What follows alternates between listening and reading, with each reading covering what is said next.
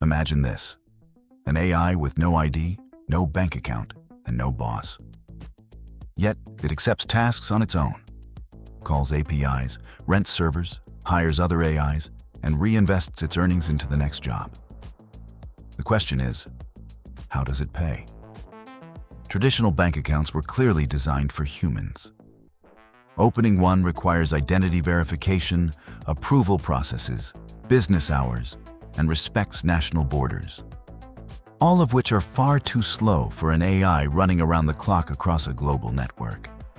So what an AI agent actually needs is probably not a bank card.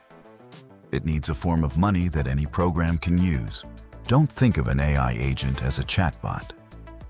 A real AI agent is more like a software employee that can take action. It reads objectives, breaks them into tasks, calls tools, spends money to buy data or computing power, and keeps acting based on the results. One AI might automatically analyze market data. Another generates ads. A third deploys those ads across platforms. Revenue then flows back into the system. In a world like this, the two sides of a transaction aren't necessarily people. It could be AI to AI, machine to machine, software to software. And every single call might require a payment. Today's payment systems carry an implicit assumption. Behind every account is a person or a company. But AI agents don't belong to any single country, and they shouldn't have to wait for manual review, cross-border settlement, or next business day processing just to pay for one API call.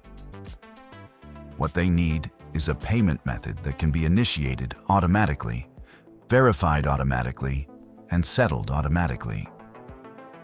Ideally, available globally, running around the clock, with transparent rules, and without depending on permission from any single company. That's why crypto payments are being discussed again. Not because AI is suddenly going to start speculating on coins, but because AI needs a form of value transfer that is native to the internet. The most interesting thing about Bitcoin is that it doesn't require a bank account. Control the key, and you control and can transfer the asset. For humans, that might mean managing assets autonomously. For an AI, it means a program could theoretically own its own payment address and execute payments according to preset rules.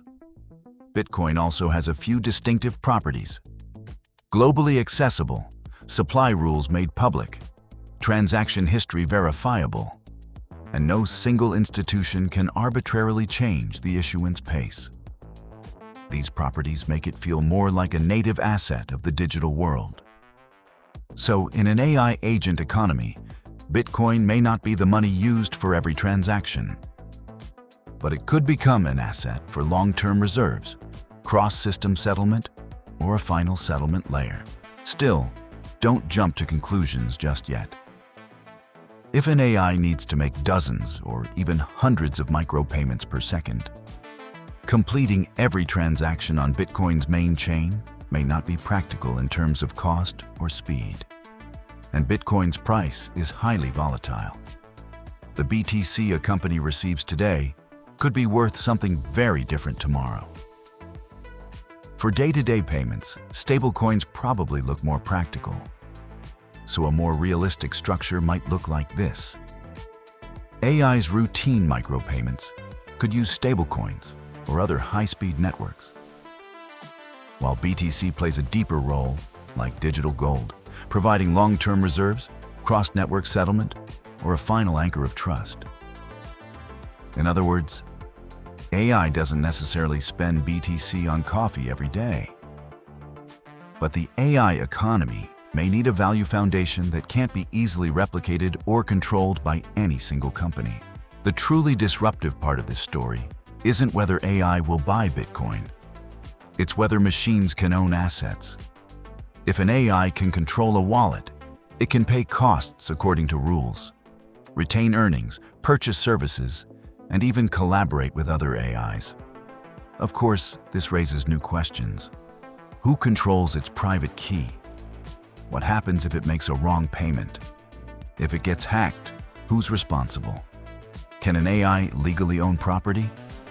Technology can move first, but the rules tend to arrive a little later. We're standing at that crossroads right now. AI's capacity to act keeps growing, and digital assets give software something close to autonomous payment capability. Actually, this isn't entirely science fiction. Today, programs can already automatically call paid APIs, rent cloud computing resources, and participate in on-chain transactions. It's just that the final step of these processes is still authorized by humans in most cases. What's truly worth watching in the future isn't the short-term price of any particular coin. It's whether AI can complete the loop of earning, paying, and reinvesting under clear constraints. Once that loop becomes common, the internet won't just be used by people. Software will become an economic participant. So, what kind of money does an AI agent need? The answer probably isn't only Bitcoin, and it won't happen overnight. Stablecoins may be better suited for everyday payments. Traditional finance will still exist. Regulation will step in. But Bitcoin offers a very particular possibility. In a global network where machines participate, is there a need for a value foundation that doesn't rely on any single institution? One with transparent rules that any person or any program can verify. The intersection of AI and BTC may not be hype. It may be the next generation of the internet beginning to ask, when software can act, how should it own and exchange value? What currency do you think the first truly independent, money-earning AI will choose?